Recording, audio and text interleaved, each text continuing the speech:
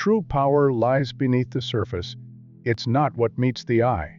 We often think strength means having big muscles or putting on a brave smile, but real strength shows up in life's toughest moments. It's there when you pick yourself up after failing, when you keep pushing forward even though everything seems to be going wrong. You might look in the mirror some days and think you're barely getting by, just doing the minimum to make it through. But here's the thing, that right there, that's incredible strength in action. Hello friends, you are on the Stoic Quotes channel. My name is Kirill. The topic of today's video is building inner strength, the Stoic approach. Today we're diving into 7 powerful insights from ancient Stoic wisdom that reveal what true inner strength looks like. These aren't flashy life hacks or quick fixes. They're timeless principles that can transform your life, bringing you peace and balance in any situation. If you know someone who needs to hear this message, maybe a friend going through tough times or a coworker facing challenges, share this video with them. Sometimes a small gesture like that can make all the difference. Let's kick things off with something really practical, mastering your emotions. Picture this. You've poured your heart and soul into a project for weeks. Everything's looking great, then boom, disaster strikes. Or maybe someone you really trust suddenly throws you under the bus. What do? Most folks let their emotions run wild. They blow up, freak out, or sink into despair. It's totally normal, right? But here's the thing, those heat-of-the-moment reactions usually lead to regret. Let me share a real story about my boss that perfectly shows what I'm talking about. This person isn't just someone who manages people, they're a master at keeping cool under pressure. I once saw them handle a complete project meltdown like it was just another Tuesday. While everyone else was pointing fingers and panicking, they stayed cool as a cucumber. Instead of losing it, they asked smart questions, looked for solutions, and kept the team focused. Now, don't get me wrong, they felt the pressure just like everyone else. The difference? They chose not to let it take the wheel. Like the ancient Roman emperor Marcus Aurelius once said, you can't control what happens to you, but you can always control how you respond to it. Here's a game-changing truth. Once you get this, you'll unlock real inner strength. Think of emotional control like being the captain of your ship in stormy seas. It's not about fighting the storm, it's about knowing what you can steer and what you need to let go. It's finding that quiet place inside you when everything outside is going crazy. Let's get real for a second. How many times have you said something in the heat of the moment and wished you could hit the rewind button? Or made a snap decision when you were upset that only made things worse? Our emotions are like rocket fuel, super powerful, but without guidance, they can send us way off course. The ancient Stoics had this figured out ages ago. One of their wisest teachers, Seneca, put it straight, if you can't boss your own emotions around, they'll boss you around instead. But here's the good news. You can train yourself to be the boss of your feelings without turning into a robot. Start small. Next time you feel your blood pressure rising, try this. Hit the pause button. Just take one deep breath. That tiny pause, it's like a superpower. It gives your brain a chance to think instead of just react. Then ask yourself one simple question. Can I actually do anything about this? If the answer's no, practice letting it go, yeah, like that song. If it's yes, channel that energy into fixing the problem instead of feeding the drama. Here's another pro tip. At the end of each day, take 5 minutes to replay any moments where your emotions got the better of you. What set you off? What could you do differently next time? It's like watching game tape to improve your performance. Simple but super effective. And try this perspective shift. When something's got you worked up, ask yourself, will I even remember this a year from now? Usually what feels like the end of the world today becomes just another funny story later. This mental trick can take a mountain and turn it back into a molehill. Remember, being emotionally strong doesn't mean becoming an emotionless robot. It's about understanding your feelings, making conscious choices about how to express them, and staying steady when life gets shaky. Think of it like learning to drive. At first, you have to think about every little move, but eventually it becomes natural.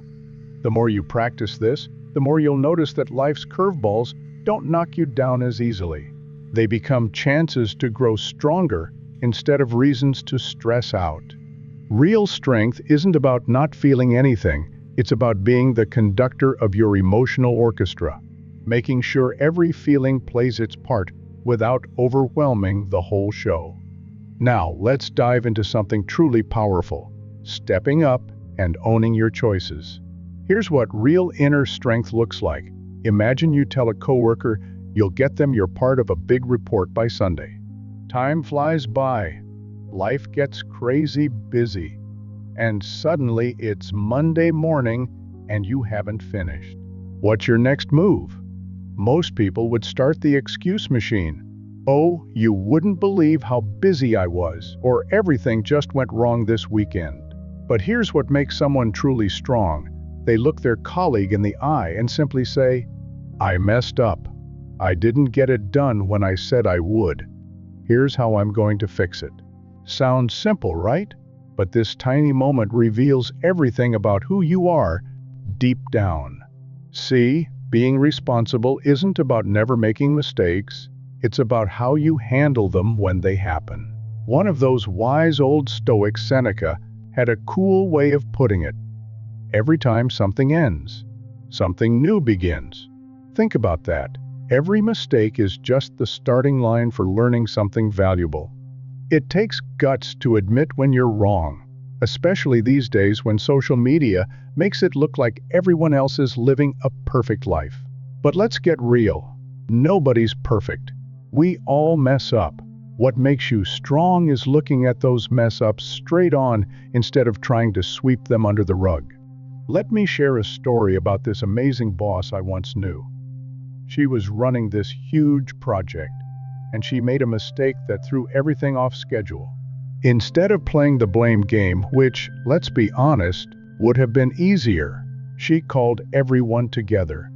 She laid it all out, her mistake, how it affected everyone, and exactly how she planned to fix it.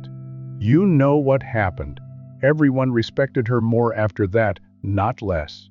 She showed us what real leadership looks like. When you take responsibility for your life, something magical happens. You become the author of your own story instead of just a character in someone else's. Every mistake turns into a lesson that makes you stronger and smarter. Those ancient Stoic philosophers were onto something when they talked about this.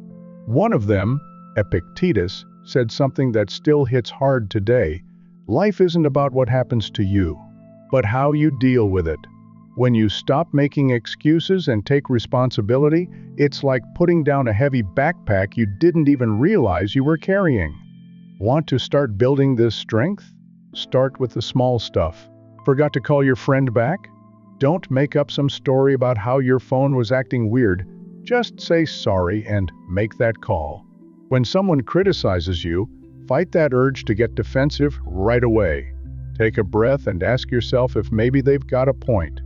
And here's something people often forget. Taking responsibility isn't just about owning up to mistakes. It's also about acknowledging when you do something right. Did your hard work help the team? Own that too. Finding this balance keeps you real, humble enough to learn from mistakes, but confident enough to celebrate wins. Think of life like a series of crossroads.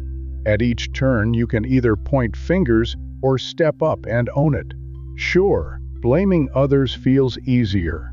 It's like taking the elevator instead of the stairs. But real strength, that ancient Stoic wisdom, that's about facing facts, even when they make you squirm, and using them to level up your game. When you own your actions, you're not just being a better teammate or friend, you're upgrading yourself. It's like building a muscle. Each time you choose accountability over excuses, you get stronger. In a world where "not my fault" is practically a catchphrase, people who step up and own their stuff really stand out. It's like building a house. Responsibility is the foundation, and every time you own your actions, you're adding another brick to something amazing. Now, let's talk about something we all deal with: fear. You know that voice in your head that whispers, "What if everything goes wrong?" That's fear doing its thing. But here's where strong people are different. They don't run from that voice. Instead, they listen to it like you'd listen to an overcautious friend, with understanding but not letting it call all the shots. Picture this: someone asks you to give a speech to a big crowd. Your brain immediately starts playing this horror movie of all the ways you could mess up. But instead of backing away, you take a deep breath and say yes. Right there? That's choosing growth over playing it safe. You're basically telling fear, "I hear you, but I'm driving this car." There was this super smart Roman emperor, Marcus Aurelius, who said something really powerful. If something's stressing you out, it's not really the thing itself that's the problem. It's how you're thinking about it. And the cool part, you can change your thinking anytime you want. Think about when you've got a big test coming up, or a job interview, or maybe just a tough conversation you need to have. Fear loves to pop up like an annoying pop-up ad, showing you all the ways things could go wrong. But strong people? They see that pop-up and click continue anyway. They get that being brave isn't about not being scared, it's about being scared and doing it anyway. Even small moments count. Maybe you're sitting in a meeting and you've got this idea, but you're worried everyone will think it's dumb. You feel your heart beating faster, but you raise your hand anyway. Or maybe you've always wanted to try painting, but you're afraid you'll be terrible at it. You buy the supplies anyway. These might seem like tiny victories, but they're actually huge wins in the battle against fear. Those ancient Stoics had a smart approach to dealing with tough stuff. One of them, Seneca, dropped this truth bomb: we spend way more time freaking out about what might happen than dealing with what actually happens. So here's the move.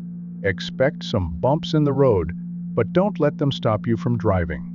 Instead, see them as practice runs for building your mental muscles. Want some real-world tips for facing your fears? Start with something super simple: breathing. When you're feeling scared, take some slow, deep breaths. It's like hitting the reset button on your racing thoughts. Got a big, scary goal? Chop it up into bite-sized pieces. Running a marathon seems impossible, but running around the block? That's doable. Remember, the uncomfortable feeling won't last forever, but the strength you gain? That's yours to keep. Being brave isn't about never feeling scared. It's about what you do when fear shows up. Every time you face something that scares you, you're adding another layer to your courage armor. You start to realize something cool. Fear is often like a shadow puppet on the wall, looking way scarier than it really is until you turn on the lights. Life's always going to throw challenges your way. That's just part of the deal. But fear doesn't have to be the boss of you. Like another wise Stoic, Epictetus, said, tough times don't make you who you are. They show you who you are. So take that next step, even if it's tiny, because on the other side of that fear is a stronger, wiser version of you, just waiting to emerge. Now, let's talk about something powerful that often gets a bad rap: spending time alone. In our world of constant connection, where your phone is probably buzzing with notifications right now, being alone sometimes feels like you're missing out or doing something wrong. But here's the truth: there's serious strength in being cool with your own company. Picture this. It's a quiet evening. Your phone's on silent. Nobody needs anything from you. At first, that silence might feel weird, maybe even a little uncomfortable. But then something magical happens. That quietness becomes like a crystal clear mirror, showing you things about yourself that usually get lost in life's daily chaos. This is what makes solitude so powerful. It strips away all the noise and helps you figure out who you really are when nobody's watching. One of those wise Stoics, Epictetus, said something really interesting. If you can't be happy with a little, you won't be happy with a lot. Spending time alone teaches you something priceless. How to be content with just being you, without needing likes, comments, or constant validation from others. These quiet moments, they're like training sessions for your independence, building the kind of inner strength that nobody can take away from you. Here's something crucial to understand. Being alone by choice is totally different from feeling lonely. When you're lonely, it's like having an empty spot in your heart that needs filling. But choosing to spend time alone, that's like giving yourself a gift, the gift of quiet time to recharge and grow. One of those brilliant ancient Romans, Marcus Aurelius, said something that still rings true today. The most peaceful place you'll ever find is right inside your own mind. Think about that. When you choose to spend time alone, you're creating this special space where you can really hear yourself think. Figure out what matters to you, and make sure your actions match your beliefs. It's like pressing pause on life's crazy movie to make sure you're still watching the right film. Now, I won't sugarcoat it. Being alone with your thoughts isn't always a walk in the park. Sometimes it means facing those worries and doubts you've been dodging. But here's where the magic happens. When you learn to handle these moments alone, you're building some serious inner strength. You start figuring out how to calm your own storms and celebrate your wins without needing a crowd to cheer you on. There's something else really cool about quality alone time. It helps you get crystal clear about what you want in life. When you step away from all the noise about what you should be doing, you can finally hear what you actually want to be doing. That's when you start living life on your own terms, not just following someone else's script. In our world of constant connection, taking time for yourself might seem like a luxury you can't afford. But those wise Stoics knew better. They saw it as essential as breathing. They weren't hiding from life, they were preparing to live it better. Think of it like charging your phone. You need that quiet time to power up so you can show up fully in all other areas of your life. When you really embrace being alone, you discover something powerful. You're already enough, exactly as you are. Sitting quietly with yourself is like having a conversation with your best friend, one who's been there all along. In that peace and quiet, you find clarity, and with clarity comes this amazing strength, the kind that helps you stay steady even when life gets stormy. Let me tell you about someone who really gets what inner strength is all about, my younger sister. She's got this amazing gift. No matter what life throws at her, she faces it with a genuine smile. Now, she's not walking around pretending everything's perfect. She just has this special way of turning every challenge into a chance to grow. It's no surprise people are naturally drawn to her. Her optimism is like a magnet, inspiring others to find hope in their own tough times. Looking at her, I often think, this is what real strength looks like. But here's the thing, staying positive when life gets rough isn't about playing pretend or ignoring the hard stuff. It's about choosing where to put your focus, on what you can learn, what you can change, and finding those little pockets of good even on the darkest days. That wise Roman emperor, Marcus Aurelius, dropped some serious truth when he said you've got power over your mind, even when you can't control what's happening around you. Once you really get that, you tap into a different kind of strength. Let's be real, life's going to throw curveballs at all of us. That's just part of the deal. But these tough moments, they're like mirrors showing us who we really are. When you choose to stay positive, You're not just sitting there taking punches. You're actively writing your own comeback story. The problem might still be there, but you're changing how you deal with it. Here's a powerful secret: gratitude. It's like having a flashlight in a dark room. Even when things are rough, you can shine that light on the good stuff. Maybe it's a friend who has your back, or a lesson you learned from messing up, or just the fact that you made it through another day. Being grateful doesn't mean pretending the darkness isn't there. It's about finding the light that's there too. Think of resilience like a muscle. It gets stronger every time you bounce back from a setback. Another Stoic philosopher, Seneca, compared it to polishing a gemstone. You need some friction to bring out the shine. Every challenge is like sandpaper, smoothing your rough edges and letting your inner light shine brighter. Want to know another trick? Stay in the present. We often get stuck replaying what went wrong or worrying about what might go wrong next. But as Epictetus, another wise ancient dude, said, if you can accept things as they are instead of wishing they were different, you'll find peace. When you're fully in the now, you're free from dragging around yesterday's baggage or borrowing tomorrow's troubles. Building this positive mindset is like learning any other skill. It takes practice. It means catching those negative thoughts and flipping them around, looking for solutions instead of dwelling on problems, and hanging out with people who lift you up instead of bringing you down. And remember, it's totally okay to feel sad, frustrated, or scared. The key is not letting those feelings be the boss of you. Choosing to stay positive when things get tough isn't about pretending life is all sunshine and rainbows. It's about knowing that even in the middle of a storm, there's still light to be found. And that light? It'll help you keep moving forward, one step at a time. Remember this: when life gets hard, the storm won't last forever, but the strength you build while weathering it, that's yours to keep. Setting boundaries is like having a personal shield. It's not about pushing people away. It's about protecting your energy for what really matters. In a world that's always asking for more, boundaries are what keep you from burning yourself out.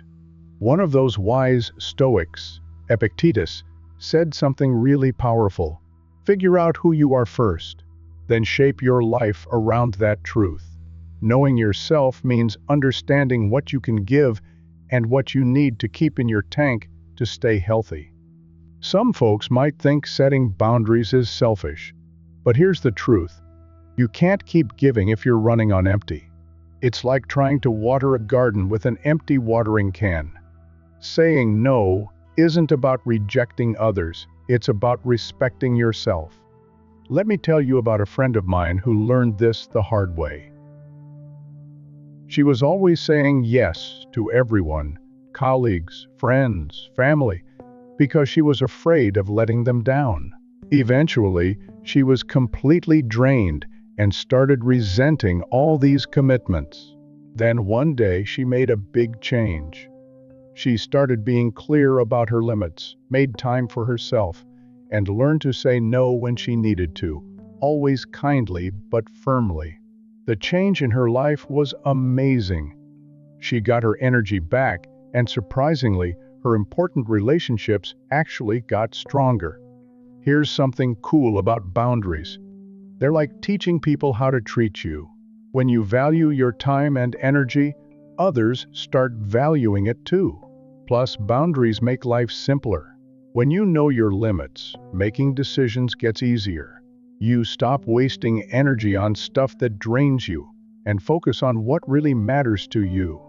Marcus Aurelius had this simple but powerful rule: if it's not right, don't do it. If it's not true, don't say it. Boundaries help you live by these kinds of clear principles. Now, setting boundaries takes guts. Sometimes people won't like it. They might call you difficult or selfish. But remember, you're not setting boundaries to hurt anyone. You're doing it to stay healthy and whole. The people who really care about you will respect your limits, even if they don't totally get them. Want to start setting better boundaries? Start here. Make a list of what drains you and what energizes you. Notice which activities make you feel alive and which ones leave you feeling empty. Then make a plan to do more of the good stuff and less of the draining stuff. Be clear about your boundaries. Be kind when you explain them, but don't back down when people test them. When you set good boundaries, you're not building walls. You're creating doorways to a better life. You're making space for real growth and meaningful connections. It's like saying, my time and energy are precious, and I get to choose how to use them. This kind of quiet strength is what helps you thrive, no matter what's going on around you.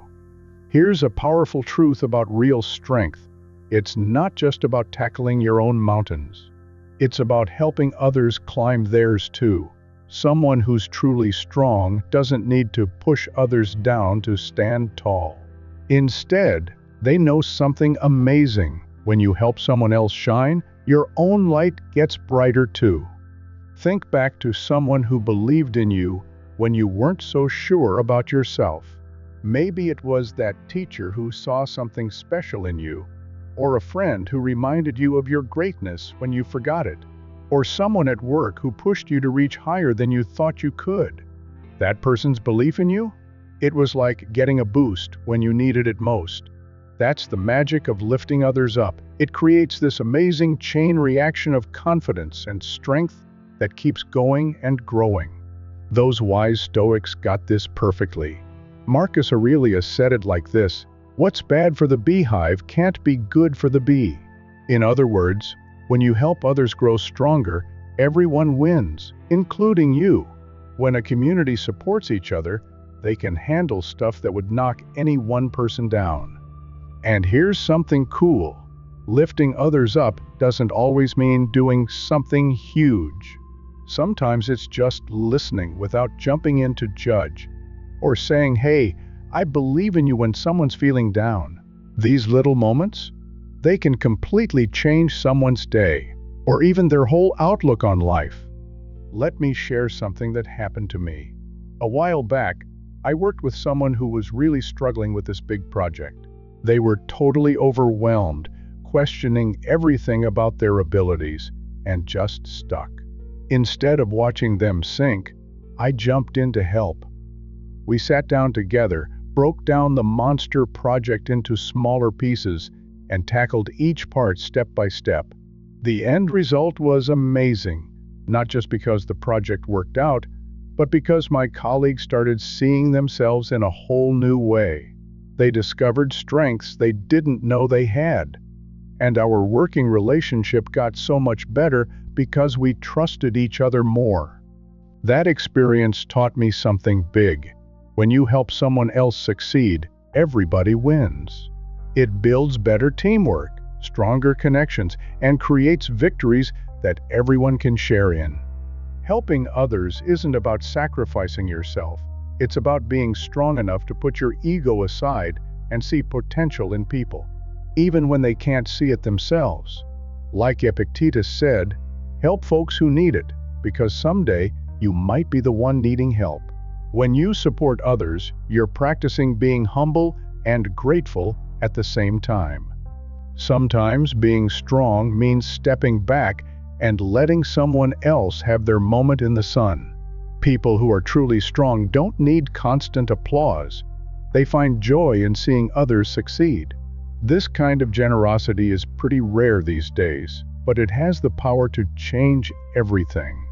When you help others grow, something amazing happens. You create places where everyone shares in the wins, where working together beats trying to outdo each other. Want to start lifting others up? Start small. Cheer someone on when they achieve something cool, without letting jealousy creep in. Share your know-how freely, because knowledge gets bigger when you pass it around, not when you keep it to yourself. Those wise old Stoics knew we're all in this together. Seneca put it perfectly: you can't live a happy life if you're only looking out for yourself. Living your best life means helping your neighbors live their best lives too. By lifting others up, you create something that lasts way longer than your own achievements, a legacy of strength that keeps going and growing. It's like planting a tree that'll provide shade for people you might never meet. Now let's wrap up everything we've talked about. Real strength isn't something you're born with, it's something you build day by day, choice by choice. It's about keeping your cool when emotions run high, owning your actions, facing down your fears, being comfortable in your own company, staying positive when things get tough, knowing your limits, and helping others rise. These aren't just fancy ideas, they're practical tools for living a life that means something. Those ancient Stoics figured out something that's still super relevant today. The power to get stronger is always in your hands. Every single moment you get to choose. Do you react without thinking, or respond with wisdom? Do you focus on what you can't control, or what you can? The best part about these lessons? They work just as well today as they did thousands of years ago. Whether you're dealing with social media drama or ancient Roman politics, these principles help you find your way through the chaos. So here's my challenge to you. Take these ideas and put them to work in your life. Start small. When life throws you a curveball, remember, that's just your chance to grow stronger. When you help someone else succeed, you're making your whole community stronger. Now I'd love to hear your story. How have you handled tough times? What do you do to stay strong in your everyday life? Drop your experiences in the comments below. Let's learn from each other and grow stronger together. Thank you for watching this video. I am very pleased that you watched it to the end because I tried very hard to make it interesting, useful, and entertaining. I'm sure you have some of your own conclusions thanks to this video. If so, be sure to share them in the comments to this video. And don't forget to subscribe to my Stoic Quotes channel. I'm constantly releasing similar videos that help you rethink your approach to life. As usual, my name is Kirill, and I am the author and host of this channel. New video is coming soon. Be sure to click on the bell not to miss it.